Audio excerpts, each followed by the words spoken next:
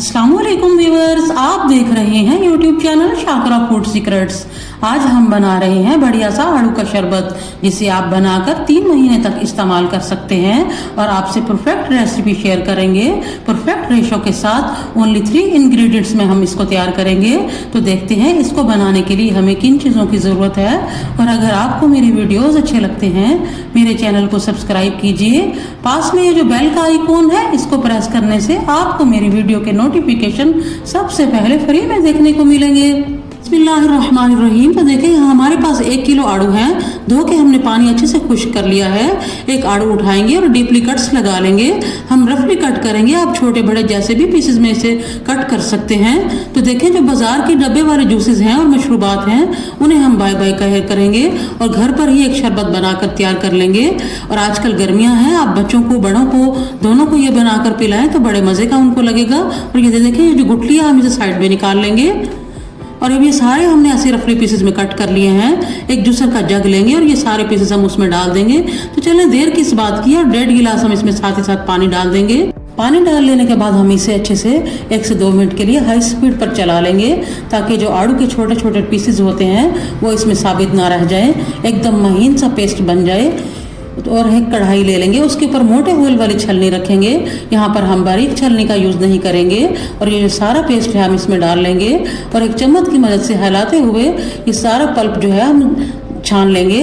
Pulp इसके अंदर नहीं जाना चाहिए, बस हमें सिर्फ इसका जूस चाहिए। पल्प ये हम हटा लेंगे, इसकी हमें ज़रूरत नहीं है। तो देखिए ये नीचे जो है हमारा जूस तैयार है। इसे हम अब चूल्हे पर रखेंगे पकने के लिए।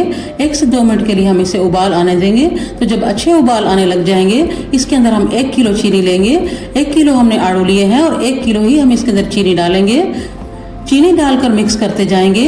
देखिए यहाँ फ्लेम हम अपनी हाई रखेंगे और हम वक्फे वक्फे से चम्मच चलाते रहेंगे ताकि चीनी अच्छे से मेल्ट हो जाए। 2 से 3 मिनट पकाएंगे। देखिए 2 से 3 मिनट हो गए हैं, झाग ऊपर आना स्टार्ट हो गई है।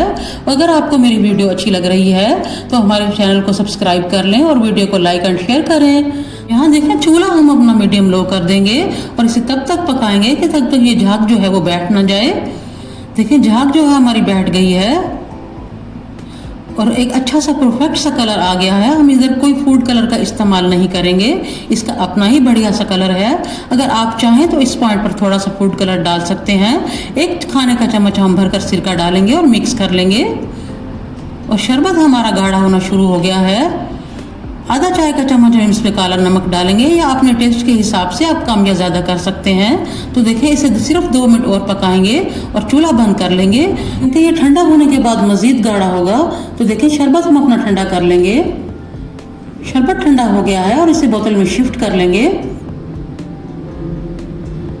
तो शरबत हमारा तैयार है। हम इसे फ्रिज में रखकर 3 महीने तक इस्तेमाल कर सकते हैं।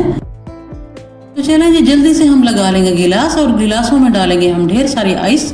और अगर आप भी स्टेप बाय स्टेप रेसिपी को फॉलो करेंगे तो इंशाल्लाह अज़ीज़ आपका भी शरबत ऐसे ही बढ़िया सा ज़बरदस्त सा बनकर तैयार होगा।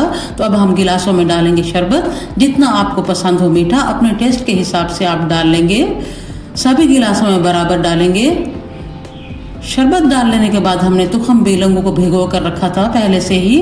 1-1 खाने का चम्मच हम डालेंगे सभी गिलासेस में।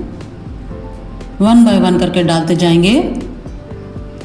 तो हम बेलंगों डाल लेने के बाद हम इसमें पानी डालेंगे। देखिए अक्सर ऐसा होता है कि ख़वातीन तो हम घर पर ही होती हैं, छोटे बच्चे जो स्कूल जाते हैं, कॉलेजेस जाते हैं, या फिर मर्द हजरात जो बाहर काम करते हैं, उनको ठंडा ठार दिल बहार ये शरबत बना कर दें और उनकी दुआएं समेटें। हमने इसमें कोई फूड कलर नहीं डाला है, नेचुरल कलर में हमने इसे बनाया है। तो देखिए लग रहा है ना कितना खूबसूरत सा। तो आप भी बनाएं और इंजॉय करें। अच्छे से मिक्स करेंगे ताकि शरबत जो है वो नीचे ना रह जाए, क्योंकि आइस डालने से पानी मज़ीद ठंडा हो जाता है तो शरबत देर में मिक्स होता है। तो हम इसे मज़ीद खूबसूरत बनाने के लिए ऊपर पुदीना गार्निश करेंगे। और अगर आपको मेरे वीडियोस अच्छे लगते हैं, मेरे चैनल को सब्सक्राइब कीजिए। मैं फिर मिलूंगी आपसे एक नई रेसिपी के साथ। तब तक के लिए मुझे इजाज़त दीजिए। अल्लाह हाफ़िज़।